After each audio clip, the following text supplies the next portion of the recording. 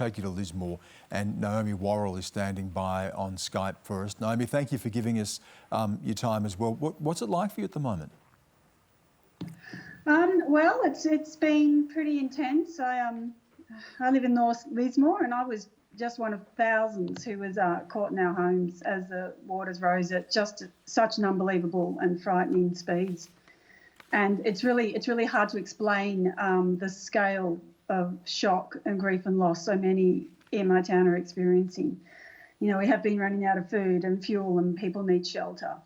And we'll be without essential services for the foreseeable future. And it's kind of just hard to see how Lismore comes out of this. It's been so huge.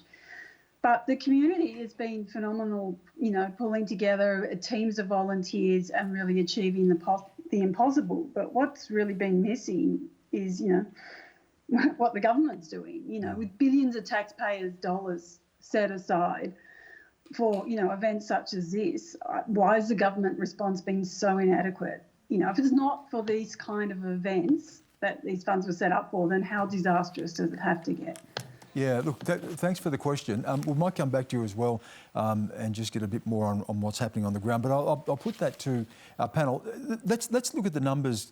Claire, I'll go to you on this. I mean, $480 million so far in disaster payments. We talked about 300. It's now over 400,000 people who've received this. There is money for mental health. There's $25 million for emergency relief for businesses. We know that money's being paid directly into people's pockets as well. You can certainly understand the frustration and the anger that it's not enough or it didn't come soon enough. Are there limits to what can be done? You know, we know the money has to come from somewhere. We've dealt with COVID, we've dealt with bushfires, there have been emergency payments for so many things. How do we get that balance right? Where do we go to? And understand, this is money's going to increase as well, I'm sure, in the coming months. Look, I don't think money is probably the issue here. The government has a lot of money. I think the issue is probably workforce. There's only so many people in the Australian Defence Force who can be deployed to any community at one time.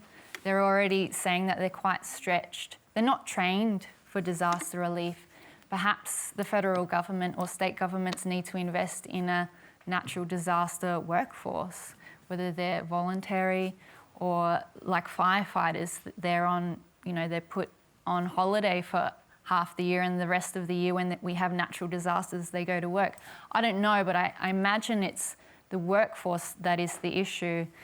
And I mean, the federal bureaucracy that we have is quite slow. They don't run on social media time, but once they start a job, they're usually quite thorough. So I think the support will come through eventually. But Wendy, you just said a plan. You've been involved in government. How do you plan for something, and how do you plan for something when we know that these things are often unexpected or so much worse than we could have anticipated? The unexpected. That's the whole point of scenario planning. But you have a few scenarios that you work out and you think, if this happened, what would happen? What are the consequences? But the federal public service has pretty well been gutted. I mean, it's a great public service. It was one of the best ones in the world. And the market solutions don't work for everything. There needs to be a government solution, there needs to be a market solution.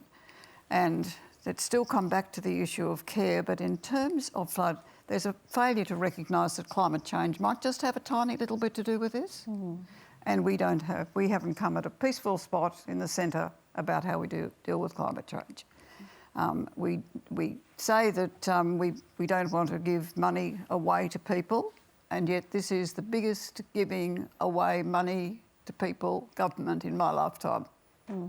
Maybe if I add something to that as well, I think what we're also missing today is that Australia moves on a very ad hoc basis when it comes to response and planning. I mean, we tend to often wait for the crisis to happen and then come with a planning action around it, and where it requires some sort of facilitation around preparedness of the community as well. Like, I mean, if you introduce something, you've got to make sure that the community is ready to accept and implement it at the local level. I mean, you're not going to be able to introduce this, responses and policies and programs and, millions of money without the community knowing how to use it or where to use it, So that requires, a sustainable intervention, a long-term intervention, and not only ad hoc and one-off. And we need, and more importantly, what we need to do is to deliver them at the right time, in a timely manner.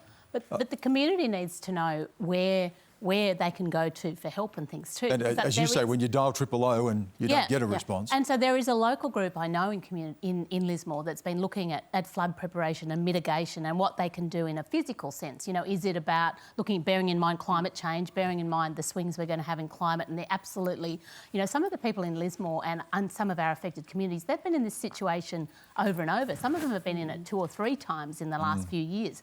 And so if that's going to happen, how can we prepare better?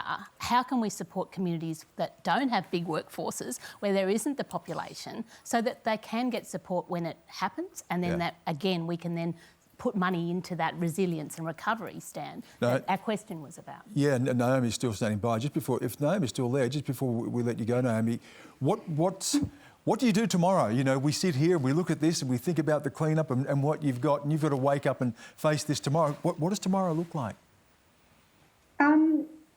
Today and the last 12 days, and you know, however far into the future, it's just a lot of cleaning. But I do need to say, look, what the community did and the rescue operations, like right from the rescue operations, which were phenomenally huge and well organised, right to the ongoing, you know, resilience of the kind of groups that we were just talking about. The community knows what to do. We're doing it. We just always need, does. you know, we don't have to pay consultants for 3 years to come up with a plan. The community knows what they do. We just need those services funds on the ground. Yeah. Good on you, Naomi. All the best. You know, everyone here obviously is thinking about what you're going through, and all the best with it. Thank you. Okay, thank you.